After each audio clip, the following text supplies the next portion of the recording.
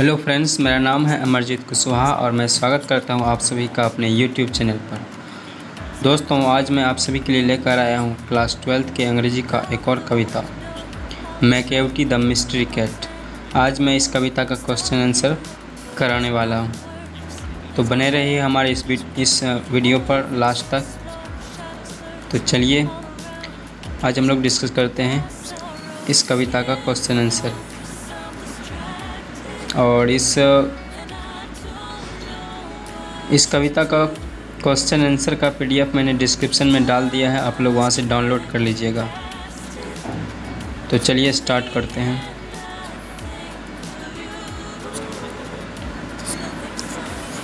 सबसे पहला क्वेश्चन है why does the poet call Macavity the mystery cat. तो सबसे पहला क्वेश्चन पूछा गया है कि कवि मैकेवटी को, यानी अपनी बिल्ली को, मैकेवटी कवि के एक बिल्ली का नाम है मैकेवटी। तो यहाँ पे क्वेश्चन पूछा गया है कवि अपनी बिल्ली यानी मैकेवटी को मिस्ट्री कैट क्यों कहता है। मिस्ट्री कैट मीन्स होता है रहस्यमयी बिल्ली। तो यहाँ पे क्वेश्चन है कि जो है कवि अपनी बिल्ली मैकेवटी को मिस्ट्री कैट क्यों कहता है। चलिए देखते हैं इसका answer. According to the poem the poet calls his cat as a mystery cat. यानी कविता के अनुसार कवि अपनी बिल्ली को यानी मैकेवटी को मिस्ट्री कैट कहता है। क्यों कहता है? क्योंकि because it commits many crimes and never stay on the scene of crime. वह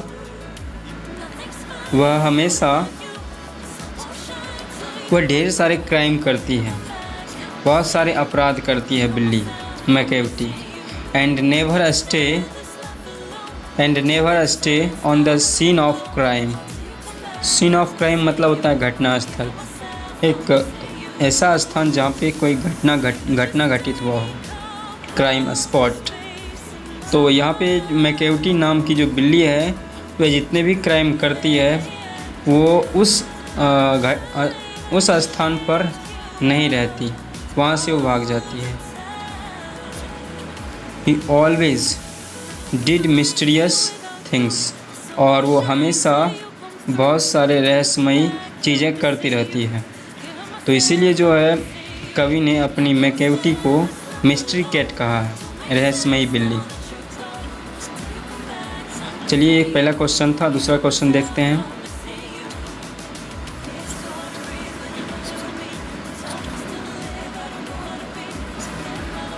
तो दूसरा क्वेश्चन है what are the adjectives that have been used to describe Macavity's character.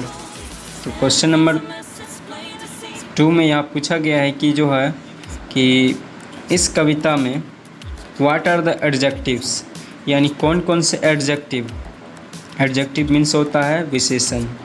यहाँ पे लेखक के पास जो बिल्ली है मैकेवटी, उसको डिस्क्राइब करने के लिए यानी उसका वर्णन करने के लिए, मैकेवटी के कैरेक्टर को यानी चरित्र का वर्णन करने के लिए कवि ने किन किन एडजेक्टिव का प्रयोग किया है।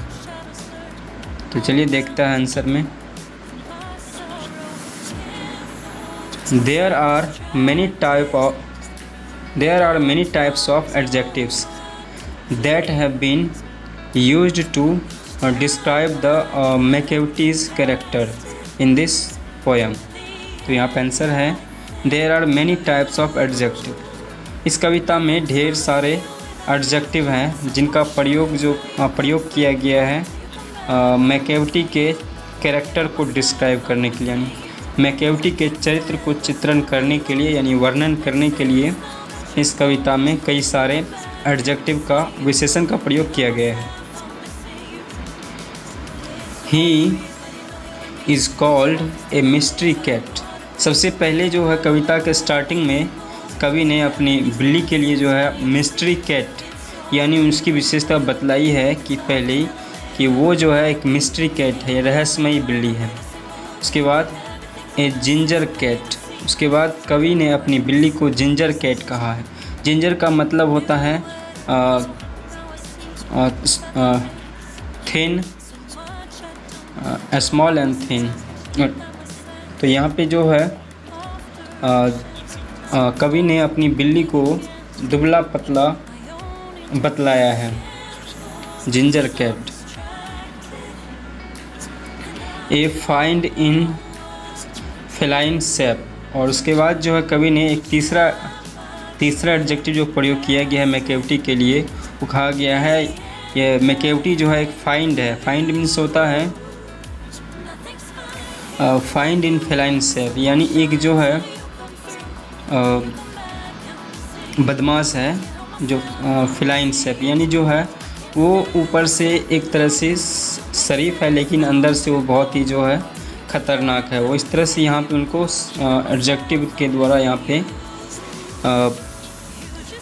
एडजेक्टिव के द्वारा उनको डिस्क्राइब करते हैं कि मैकेविटी जो है एक फाइंड है, एक शैतान है, एक जो है शरीफ के भेष में। इसके बाद जो है मैकेविटी को कवि ने जो डिस्क्राइब किया है, इसके बाद अगला एडजेक्टिव है Napoleon of the crime. Napoleon of the crime यानी अपराधों का राजा या अपराधों का नेपोलियन। यहाँ पे नेपोलियन नाम के इतिहास के एक महान योद्धा के बारे में दिया गया है कि वो मैकेविटी जो है क्राइम की दुनिया का नेपोलियन है, यानी वो हमेशा विजयी होता है। और लास्ट एडजेक्टिव जो प्रयोग किया गया है इस कविता में वह है हिडन पॉज, यानी कवि ने अपनी बिल्ली को हिडन पॉज बोला गया है क्योंकि उनके बिल्ली के पाँव जो है छिपा हुआ रहता है। तो इस तरह से जो है क्वेश्चन नंबर 2 था जिसमें मैकेविटी के लिए जो एडजेक्टिव प्रयोग किए गए थे वो यहाँ पे क्वेश्चन थे। तो बढ़ते हैं अगले क्वेश्चन की तरफ। Question number 3।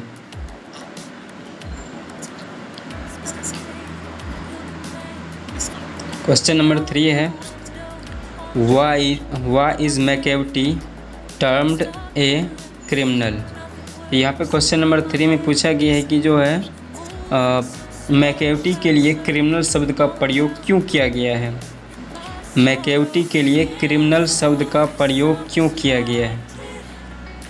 क्रिमिनल मीन्स होता है अपराधी। चलिए देखते हैं इसका answer. According to the poem, इस कविता के अनुसार the poet has termed his cat as a criminal, यानी इस कविता में कवि ने अपनी बिल्ली को यानी मैकेविटी को क्रिमिनल शब्द से संबोधित किया है। बिकॉज क्योंकि it makes many types of crime, क्योंकि यह बिल्ली जो है वो कई प्रकार के अपराध करती है। बट नेवर बी काउट, लेकिन वो कभी पकड़ा नहीं जाता है। And do not leave any proof of his crime, और अपने अपराध का कोई प्रूफ भी नहीं छोड़ती है, यानी वो जो भी अपराध करती है उसका कोई सबूत जो है पीछे नहीं छोड़ती है। बहुत ही जो है चालाकी से वो अपराध करती है। ही always cheats everybody who comes in the contact of him. तो यहाँ पे कवि कह रहे हैं कि जो है वह हर किसी को ठगता है जो उसके कांटेक्ट में आता है, यानी जो उसके संपर्क में आता है वह हर किसी को चीट करता है। तो इसलिए जो है कवि ने अपनी बिल्ली के लिए क्रिमिनल शब्द का यूज़ किया है। तो चलिए देखते हैं next question. Question number 4। Question number 4 है what is suggested by the phrase power of levitation.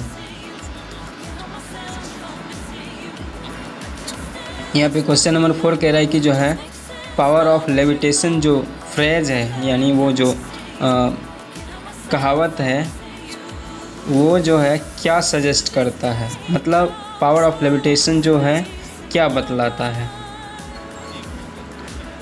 तो चलिए देखते हैं पावर ऑफ लेविटेशन क्या है। पावर ऑफ लेविटेशन एक प्रकार का पावर है जिसके कारण जो है कोई फ़कीर लोग जो हवा में कुछ देर तक अपने पावर से हवा में कुछ देर तक ठहर सकते हैं बिना किसी संपर्क के।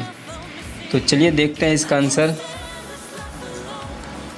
अकॉर्डिंग टू द पोएम, कविता के अनुसार, the poet has been used the phrase, यहाँ पे फ्रेज होगा, phrase power of levitation for his cat.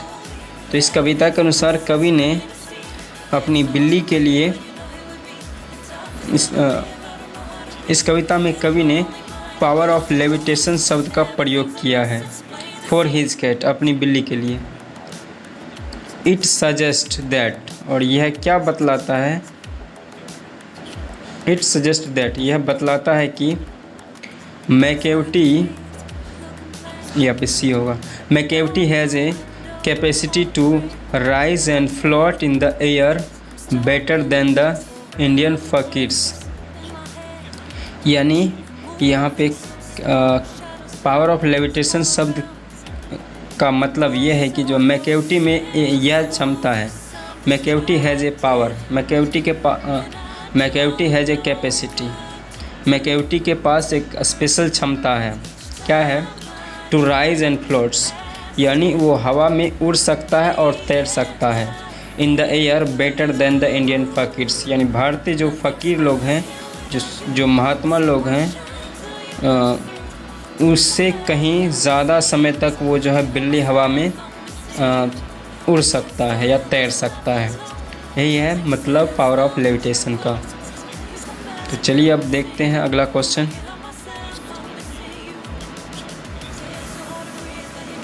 अब हम लोग आ चुके हैं इस कविता का सबसे अंतिम क्वेश्चन की ओर। Question number 5, why does the poet call Macavity outwardly respectable. यानी यहाँ क्वेश्चन नंबर 5 पूछा गया है कि जो है कवि जो है अपनी बिल्ली के लिए ऐसा क्यों कहता है कि जो है यह आउटवार्डली रिस्पेक्टेबल है, यानी ये बाहर से शरीफ है। तो चलिए देखते हैं इसका answer. According to the poem, इस कविता के अनुसार, poet calls Macavity outwardly respectable. इस कविता के अनुसार कवि जो है अपनी बिल्ली को आउटवार्डली रिस्पेक्टेबल कहता है, ड्यू टू, किस कारण, ड्यू टू इट्स एक्टिविटी, इसका कारण है उसकी एक्टिविटी, उसके क्रियाकलाप, उनके काम करने के तरीके ऐसे हैं कि जिसको देख करके कवि कहते हैं कि यह बिल्ली जो है यह बाहर से बिल्कुल शरीफ दिखता है। वाट एवर इट क्राइम्स, यानी वह जो कुछ भी क्राइम करती है, it never leaves any type of proof in the house, वह जो है घर के अंदर किसी भी तरह का सबूत जो है बिल्कुल भी नहीं छोड़ती है। इन दिस वे, इस प्रकार, it is outwardly respectable but inwardly a big criminal, इसीलिए इस प्रकार, इन दिस वे, इस प्रकार यह जो बिल्ली है मैकेवटी वो बाहर से रिस्पेक्टेबल यानी बाहर से शरीफ दिखता है, but inwardly a big criminal, लेकिन अंदर से वो बहुत बड़ा अपराधी है। तो इस तरह से ये मैकेवटी द मिस्ट्री कैट का क्वेश्चन आंसर जो है कंप्लीट हो जाता है।